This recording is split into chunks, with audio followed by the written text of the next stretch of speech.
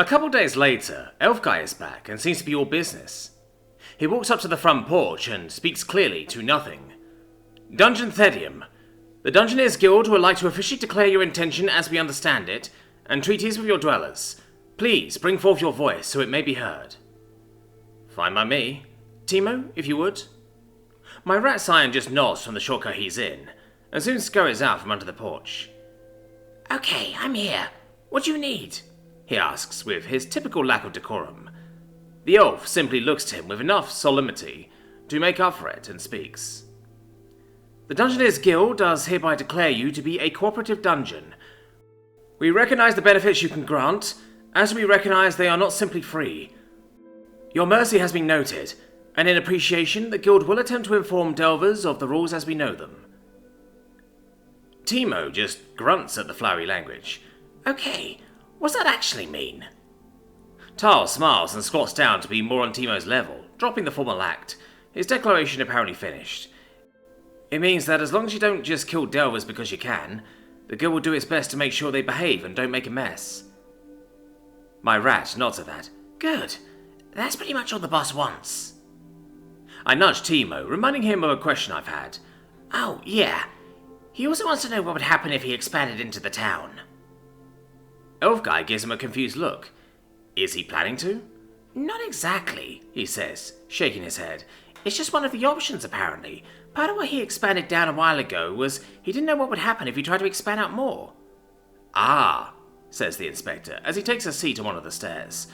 As I'm sure Thedium can guess, it'd be complicated.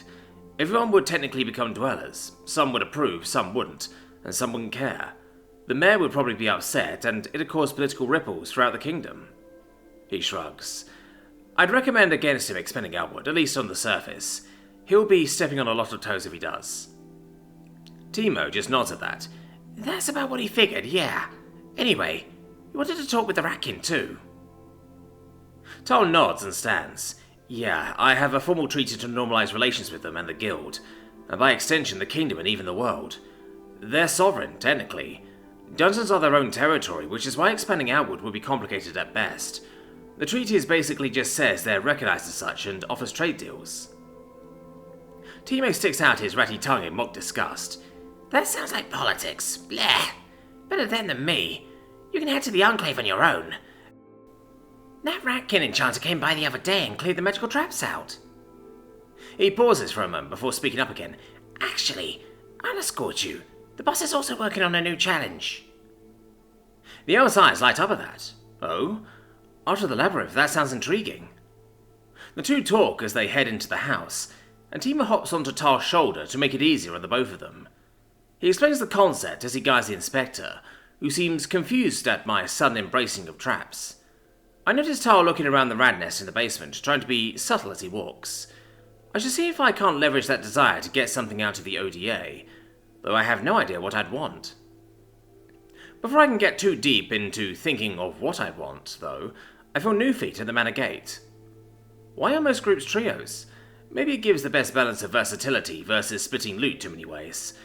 They look a bit off, though.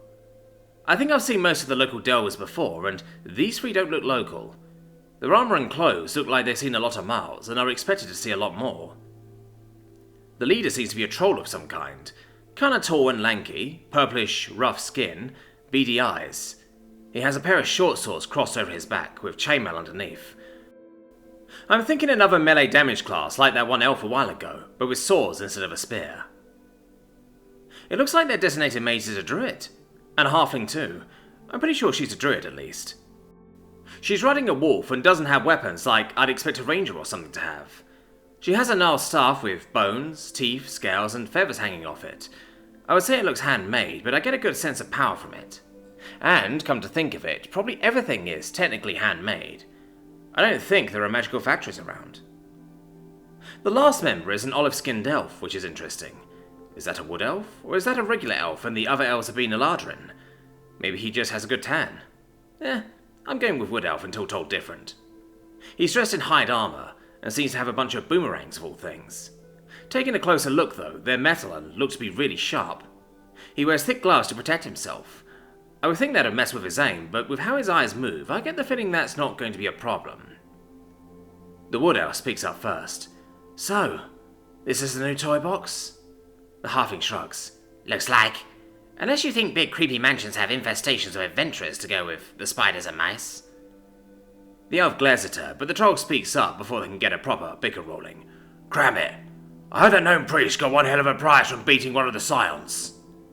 And that gets the other two to shut up, and also makes me squint at the small party as he continues. So, we just gotta find a scion to beat up, not the spider. I want a fresh chest. You spot anything, Hark? The elf, apparently Hark, looks around before looking up. He grins as he spots Poe up on the chimney. Raven sign up there, now. The troll looks up, using a hand to cover his eyes, and grins. Perfect. Melinda, help him draw it down here. I don't want to fight it in his lair. The halfling and elf nod. Hark tosses one of his boomerangs, while Melinda summons a thorny vine out of my nice lawn, and has it throw thorns at my marshal. Poe just looks at them with contempt, as their attacks either fail to reach him, or are easy for him to duck without even getting out of his nest. As they continue to try to draw him out, I wonder if they're very stubborn, or very stupid. Or as none of their attacks are actually on target, thanks to the distance and the height. Poe has the high ground, and there's not a whole lot they can do about it. Except get frustrated, which they do. I wonder if the ranged barrage is their main tactic. The boomerangs always come back, so their ranged fighter never really runs out of ammo, and the druid seems to be able to coax an infinite amount of thorns out of that vine. The troll, however, is getting bored and frustrated, but soon spots something to take it out on. One of my rattlings has an armful of wood from the maze, and Yvonne is helping it. I guess she wanted to get up and do something, rather than just read books all day with her downtime. Khenal, however, seems to just see 2 walking sacks of experience. He darts forward and cuts down the poor rattling, much to the surprise of Yvonne. She gives him a glare before speaking up. What do you think you're doing? He just grins and slowly steps forward. I heard you died, Yvonne. Let me help you with that. While the raven had been content to ignore the pests when they were just bothering him, he doesn't appreciate them hindering the rattlings in their duty. He especially doesn't appreciate the threatening tone and stance their leader has towards Yvonne, and neither do I. Stop them, Poe, and try not to kill them. The caw Poe gives as he spreads his wings is otherworldly in its menace, and I can practically hear a certain evil red genie declare that you'd be surprised what you can live through. It draws the attention of the other delvers around the manor, and the unwelcome party all grin as they finally get a rise out of my raven scion. Ravens and crows circle around and blot out the sun over them, and Yvonne takes the chance to slip away. Poe is looking significantly more badass than I expected. I check his status and see something I hadn't before. Poe, Raven Scion, Lord of Unkindnesses, Marshal of Murders.